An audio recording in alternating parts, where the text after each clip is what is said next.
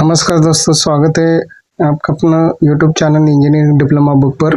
पिछले वीडियो में हमने series RL circuit, Q factor of coils, skin effect, series RC circuit और coupling capacitor, इनके बारे में हमने स्टडी किया था।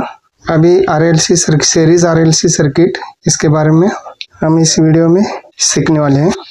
मैंने थोड़ी देर पहले वीडियो बनाया था, लेकिन वो 9:16 रेशो में बन गया, तो इसलिए मैं दोबारा बना रहा हूँ। मटेरियल रेडियस और पॉइंट आउट करने के लिए अलग पेन का यूज़ करूँगा, अलग कलर के। आरएलसी सर्किट, रेजोनेंस सर्किट में 2 टाइप्स होते हैं, एक सीरीज आरएलसी सर्किट और एक पैरेलल आरएलसी सर्किट। तो इस वीडियो में सीरीज आरएलसी सर्किट के बारे में बात करेंगे, रेजोनेंस सर्किट। अभी ये सर्किट ड्रॉ किया है मैंने, आरएलसी ये सीरीज में लगवाया है।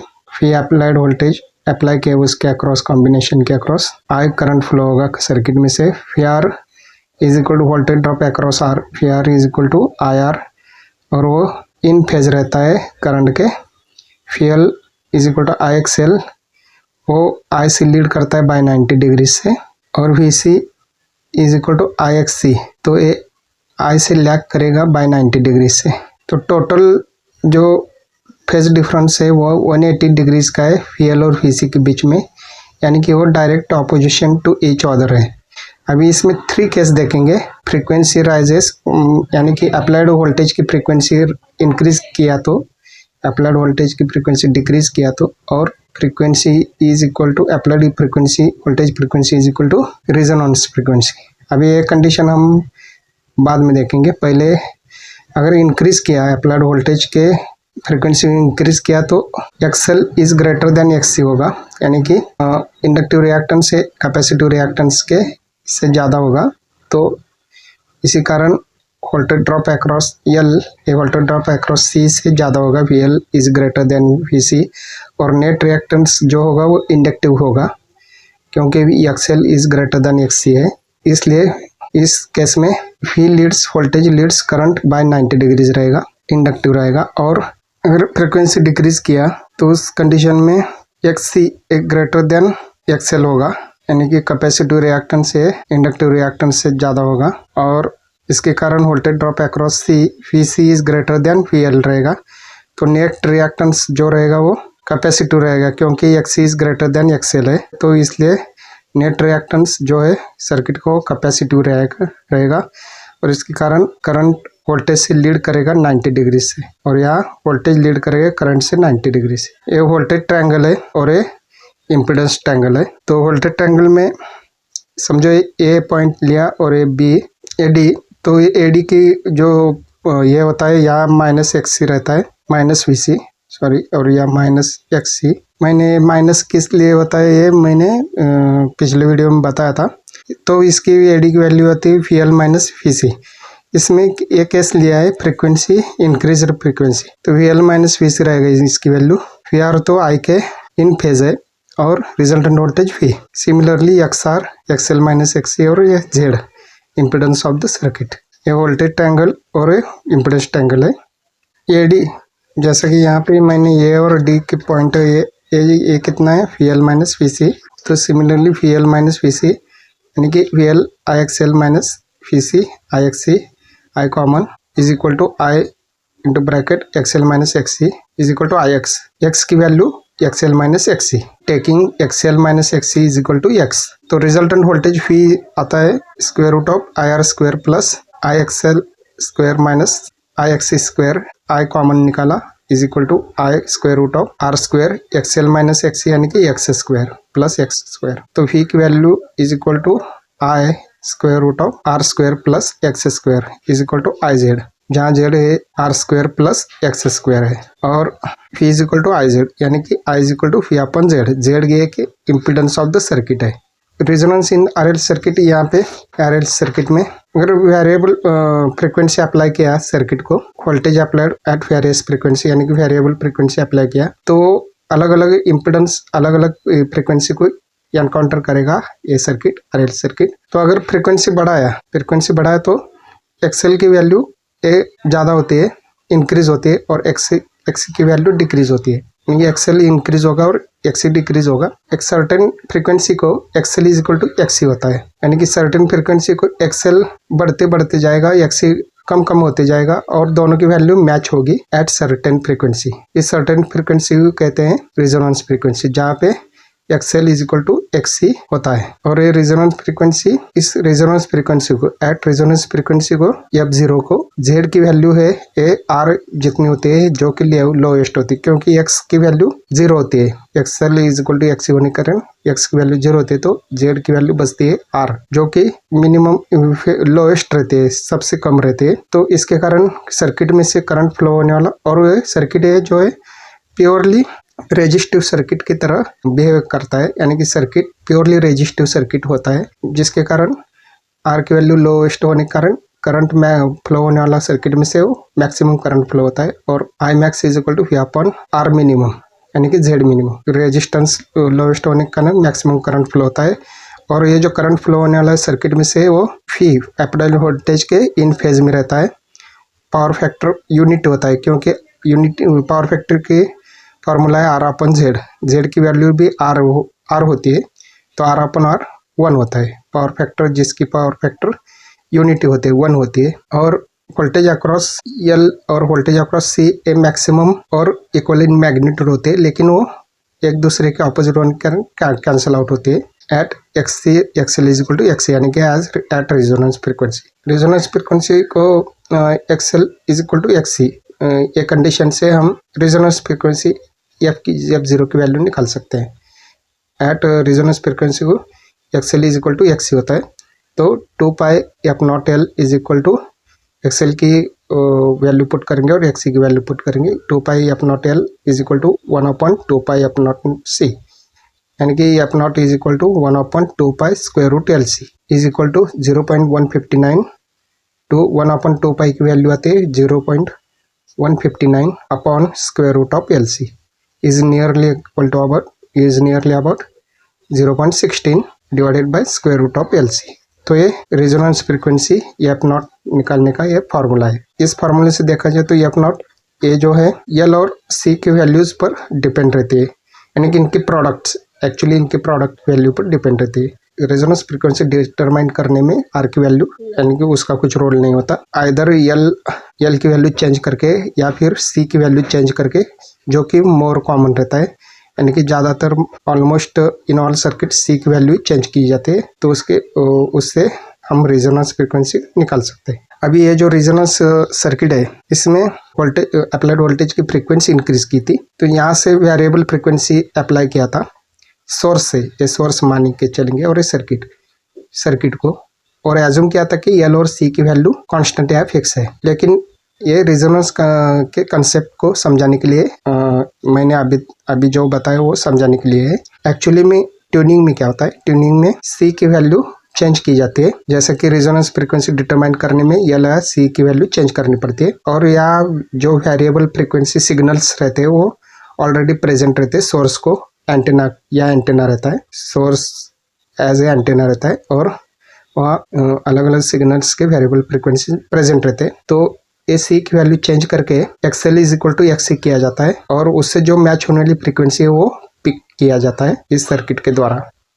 तो ये एक्चुअली ट्यूनिंग सर्किट रहता है ऐसा, और समझाने के तौर पर इनकी वैल्यू फिक्स रख के रेजोनेंस एक्चुअली कैसा रहता है सर्किट में, इसलिए इनकी वैल्यू फिक्स रख के मैंने अभी जो बताया वो frequency increase variable frequency apply करने में फ्रीक्वेंसी इंक्रीज वाला कंसेप्ट बताया है, जो कि अभी आपने देखा, और उससे रेजोनेंस फ्रीक्वेंसी की वैल्यू भी मिल गई। आर कोई इसमें रेजोनेंस फ्रीक्वेंसी डिटरमाइन करने में कुछ रोल नहीं, लेकिन ये ऑफ रेजोनेंस सर्किट का ऑफ रेजोनेंस बिहेवियर को अफेक्ट करता है, और at resonance very small current limit भी करता है। अभी आर ए ऑफ रेजोनेंस कैसे अफेक्ट करता है, इसके लिए ग्राफ निकाला है, एफ वर्सेस आई का ग्राफ। इसको रेजोनेंस कर्व कहते हैं, जो कि रिप्रेजेंट करता है फ्रीक्वेंसी के साथ साथ करंट कैसे चेंज होता है एट डिफरेंट रेजिस्टेंस वैल्यूज। तो ये लार्ज वैल्यू का रेजिस्टर लिया है जिसका इस तरह का कर्व आता है, ये मीडियम वाला, और ये स्मॉल आर वाला, आर स्मॉल लिया तो ये ऐसा कर्व आता है, जो कि ऊपर टिप पॉइंट दिया है पीक पॉइंट। तो आर की वैल्यू अगर लार्ज लेंगे तो क्या दिखाता है कि limited change in of resonance and resonance side. यहाँ पे ये जो ऑफ रेजोनेंस इसको बोलते हैं, यहाँ रेजोनेंस आता है इधर, तो यार लिमिटेड चेंज होता है आर की वैल्यू लार्ज लिया तो यहाँ लिमिटेड चेंज रहता है इन करंट में लिमिटेड चेंज आता है ऑफ रेजोनेंस को, और रेजोनेंस को भी फ्लैट पोर्शन है, यानी कि limited change in current eight of resonance and resonance condition अगर आर की वैल्यू लार्ज लिए तो इसके लिए क्या होता है कि ये जो रेजोनेंस फ्रीक्वेंसी को जो एडजेसेंट या क्लोज रहने वाले फ्रीक्वेंसीज है उसको रिजेक्ट नहीं कर पाता है, उसको भी पिक कर लेता है। लेकिन आर के वैल्यू स्मॉल लिए तो उस कंडीशन में जैसा कि यहाँ दिखा है sudden rise and fall of current रहता है, यानी कि उसके दो ऑफ रेजोनेंस साइड्स है, दोनों साइड्स वो स्टिप साइड्स रहते हैं, वेरी स्टिप साइड्स, और एक शार्प पिक मिलता है एट रेजोनेंस जहाँ पे करंट मैक्सिमम होता है। इसके लिए इसका सिलेक्टिविटी हाई रहता है, क्योंकि वो जो एडजेसेंट सिग्नल्स के जो फ्रीक्वेंसीज है उसको रिजेक्ट करता है, ओनली रेजोनेंट फ्रीक्वेंसी के सिग्नल को ही वो पिक करता है और बाकी सिग्नल रिजेक्ट करता है। और इस रिजेक्शन का जो उसकी टेंडेंसी है उसको सिलेक्टिविटी कहते हैं, और वो हायर सिलेक्टिविटी यानी कि उसका शार्पनेस भी सर्किट का बढ़ता है, यानी कि सिलेक्टिविटी भी इंक्रीज होता है और शार्पनेस भी इंक्रीज होता है। रिक्वायर्ड कंडीशन क्या है कि आर टू बी स्मॉल रहनी चाहिए आर की वैल्यू। वही सेम फ्रीक्वेंसी वर्सेस करंट का ग्राफ लिया और ऐसा कर्व निकाला, रेजोनेंट फ्रीक्वेंसी F0, और दोनों साइड यहाँ पे देख रहे हैं ये पॉइंट है और ये बी पॉइंट है, ए और बी पॉइंट, और दोनों के बीच में का जो गैप है ये सभी फ्रीक्वेंसी से भरा हुआ है, इसको पास बैंड बोलते हैं।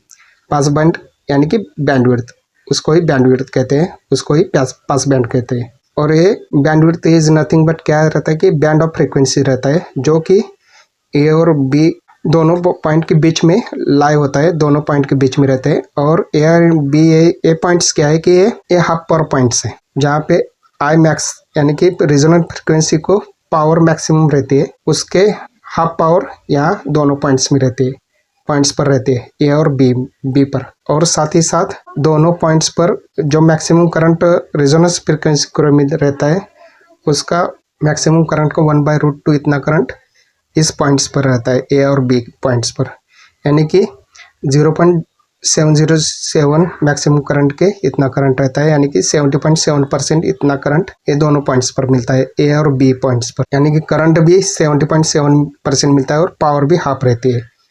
मैक्सिमम पावर और मैक्सिमम करंट ये रेजोनेंस फ्रीक्वेंसी को रहती है। ये पॉइंट के करस्पॉन्डिंग फ्रीक्वेंसी है F1 और बी पॉइंट की करस्पॉन्डिंग फ्रीक्वेंसी F2। तो F2 माइनस F1 ये ही बैंडविड्थ है।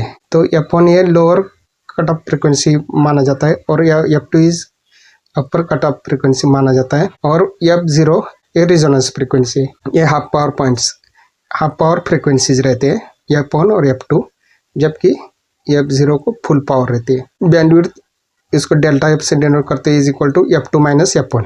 F2 इसमें से F1 को माइनस किया तो बैंडविड्थ मिलता है, minus F1 is equal to R/2πL is equal to F0/Q। अब ये R/2πL एक ऐसा है, और Q की वैल्यू 2πF0L/R, R/1/Q ये R/2πL मिसिंग है F0 न्यूमरेटर साइड में आएगा तो F0/Q, लेकिन R/2πL ये कैसे आए मैं इसका डेरिवेशन लॉन्ग डेरिवेशन है तो ये कभी बताऊंगा आपको। अभी के लिए फिलहाल में इतना ध्यान में रखें कि डेल्टा बैंडविड्थ की वैल्यू रहती है R/2πL। यह आता है प्रूफ करने के लिए is equal to F0/Q। F1 की वैल्यू फिर निकलती है F0 minus delta F F2 minus F1, यानी कि डेल्टा एफ ये क्या है इतना रेंज अपॉन 2, इसका डिवाइड किया तो इतना आएगा। F0 में से इतना माइनस किया तो F1 की वैल्यू मिलती है। F1 is equal to F0 minus delta F upon 2 is equal to F0 minus delta F की वैल्यू है R/2πL इंटू 2, यानी कि F0 माइनस R/4πL। ये F1 की वैल्यू लोअर कट ऑफ फ्रीक्वेंसी की, और अपर कट ऑफ फ्रीक्वेंसी की similarly F2 is equal to F0, अभी प्लस है F0 के आगे plus delta F upon 2 is equal to F not plus R upon L, R upon 4πL। ये F2 की वैल्यू, अपर कट ऑफ फ्रिक्वेंसी की value. अभी दो कंडीशन लेते हैं, एक लार्ज आर और small R. Frequency versus I का ग्राफ है। लार्ज आर में आप देख रहे हैं कैसा कर्व है और स्मॉल आर में देख रहे हैं कैसा कर्व है। शार्पनेस, इस अभी शार्पनेस ऑफ द सर्किट देखेंगे, रेजोनेंस सर्किट। तो ratio of bandwidth to its resonance frequency, यानी कि बैंडविड्थ और अपॉन F0, इसका जो रेशो है ये शार्पनेस रिप्रेजेंट करता है। फिर sharpness is equal to bandwidth, यानी कि F2 minus F1 upon F0। F0 के हिसाब से बैंडविड्थ कितना है। अभी यहाँ F0 के हिसाब से बैंडविड्थ छोटा है, तो यहाँ शार्पनेस ज़्यादा है, यहाँ पे इतना बैंडविड्थ है, और यहाँ पे देखो ये ज़्यादा बैंडविड्थ है। तो इसमें से समझ में आता है कि इसका शार्पनेस ज़्यादा है। बैंडविड्थ कम यानी कि शार्पनेस ज़्यादा, और बैंडविड्थ ज़्यादा यानी कि शार्पनेस कम। Is equal to bandwidth BW अपॉन F not is equal to 1/Q not. F not upon Q not ये बैंडविड्थ की फॉर्मूला है। तो F not get cancelled, is equal to 1 upon Q not. Q not यानी कि quality factor of the coil. फिर as Q not increases, यानी कि quality, अगर कॉइल की अच्छी क्वालिटी वाला कॉइल रहा तो बैंडविड्थ तो डिक्रीज होता है, यानी कि ये रेसिप्रोकल इनवर्सली है ना, इनवर्सली प्रोपोर्शनल, तो बैंडविड्थ कम रहता है। और स्मॉल आर भी रहना चाहिए रिक्वायरमेंट। बैंडविड्थ अगर कम रहा तो सिलेक्टिविटी ऑफ द सर्किट बढ़ता है। सिलेक्टिविटी यानी कि अगर कम रहा है बैंडविड्थ तो यह शार्पनेस एक पीक पॉइंट आता है तो रिजेक्ट कर पाता है। तो सिलेक्टिविटी सर्किट की बढ़ती है, यानी कि शार्पनेस वो बढ़ता है। तो शार्पनेस फर्स्ट केस मैंने लिया लार्ज आर का, और सेकंड आर का स्मॉल आर का। Second case small R, first case में शार्पनेस है। फिर बैंडविड्थ यह है 980, 1000 और 1020। F नॉट की वैल्यू, F1 की वैल्यू 980, F नॉट की वैल्यू 1000 और 1020, F2 की वैल्यू सिमिलरली 990, 1000, 110। अभी शार्पनेस जो है फर्स्ट केस में 40 अपॉन 1000 इज इक्वल टू 0.04 ये शार्पनेस है, और बैंडविड्थ तो इसकी 40 किलोहर्ट्ज़ है। 1020 माइनस 980, 40 किलोहर्ट्ज़, तो बैंडविड्थ इसकी ज़्यादा है। सिमिलरली सेकंड केस में 20 upon 1000 is equal to 0.02 sharpness इसका, और बैंडविड्थ इसकी 20 है। 1010 माइनस 990, 20 किलोहर्ट्ज़, तो इसकी बैंडविड्थ कम है। अगर बैंडविड्थ कम है इसका मतलब क्या है कि इसकी सिलेक्टिविटी ज़्यादा है सेकंड केस में। और फर्स्ट केस में हम कह सकते हैं कि फर्स्ट सर्किट में जिसका रेजिस्टेंस लार्ज है उसकी सिलेक्टिविटी कम, पुअर है, यानी कि अच्छी नहीं है सिलेक्टिविटी, क्योंकि वो इसके क्लोज के आने वाले रेजोनेंस फ्रिक्वेंसी के क्लोज में आने वाले सिग्नल फ्रिक्वेंसी को रिजेक्ट नहीं कर पाता है। तो इसके कारण उसकी सिलेक्टिविटी कम रहती है सेकंड केस के मुकाबले। तो इसमें से रिक्वायरमेंट है RLC रेजोनेंस सर्किट का रिक्वायरमेंट क्या क्या रहता है। रिक्वायरमेंट्स स्मॉल आर रहना चाहिए, स्मॉल आर, यानी कि आर की वैल्यू जितनी कम हो सके उतना अच्छा है, स्मॉल आर रहना चाहिए। और सेकंड है Q factor of the coil, यानी कि Q factor of the coil ये बहुत अच्छा रहना चाहिए, यानी कि कॉइल की क्वालिटी इंक्रीज, स्टैंडर्ड क्वालिटी की कॉइल रहनी चाहिए। अगर ये कंपोनेंट्स अच्छे रहे और आर की वैल्यू स्मॉल रही तो डेफिनेटली शार्पनेस, रेजोनेंस सर्किट की शार्पनेस, सिलेक्टिविटी ये सब बढ़ता है और सर्किट अच्छी तरह वर्क कर सकता है। इस वीडियो में इतना ही। अगर इसमें कुछ भी रह गया हो, अगर कुछ रहा बाय मिस्टेक, तो नेक्स्ट वीडियो में देखेंगे, और नेक्स्ट वीडियो का टॉपिक हम नेक्स्ट वीडियो में कवर करेंगे। अभी के लिए फ़िलहाल इतना ही। वीडियो अच्छा लगा तो प्लीज़ लाइक, शेयर और चैनल को सब्सक्राइब कीजिए। मिलते हैं नेक्स्ट वीडियो में, तब तक के लिए थैंक यू, गुड बाय।